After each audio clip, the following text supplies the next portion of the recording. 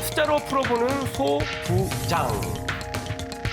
두 번째 숫자는 2입니다. 자, 이 2는 또 어떤 의미가 담겨 있습니까? 네, 2019년 8월 달에 처음 이 소부장 대책이 나왔거든요. 근데 딱 2년이 됐습니다.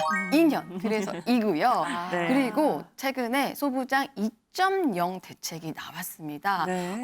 이 2.0 대책에 대해서 설명을 드리면은요. 네. 지난 2년간의 성과가 있었는데요. 일단 보면 우리나라 이제 소부장 기업들의 경쟁력이 쑥쑥 올라간 겁니다. 그러면 성장도 더 많이 하게 됐고요. 일단 우리나라의 전체 상장 기업의 지난 2년 동안 성장률을 보면 한 63% 정도가 성장을 했습니다. 네. 그런데 이 소부장 기업들, 으뜸 기업들 같은 경우에는요. 거기에 비해서 훨씬 더 높은 110% 성장률을 기록을 했고요. 예, 예. 소부장 강소 기업과 상장 기업은 무려 124% 큰 폭으로 시가총액이 상승을 했습니다. 네. 시총이 올랐다는 건 주가가 올랐다는 걸 의미를 합니다.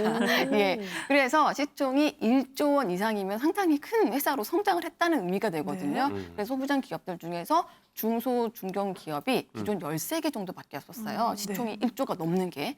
근데 지금은 31개로 2.4배가 증가했으니까 실적도 올랐고 주가도 올랐다.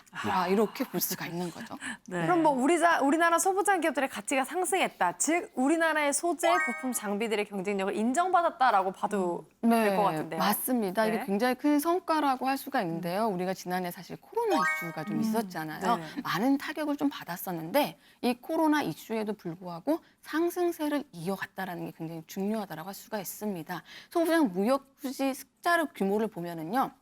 전 산업 대비 2.69배. 네, 그러니까 두 배가 훨씬 더 넘는 그러네요. 수준으로 성장을 한 거죠. 네. 그러니까 굉장히 많이 수출도 늘었고 실적도 많이 좋아졌다라고 볼 수가 있습니다. 네. 네. 네. 아까 말씀하셨던 소부장 2.0은 다시 한번 좀 설명 좀 부탁드립니다. 네, 그 전에는요, 이제 일본에 있었던 어떤 우리의 독립하지 못했던 거였는데 이제는 글로벌 차원으로 시장을 훨씬 더 넓혀갔습니다. 그러니까 우리의 소부장 경쟁력을 일본뿐만 아니라 글로벌 시장에서 또 높이겠다는 건데요.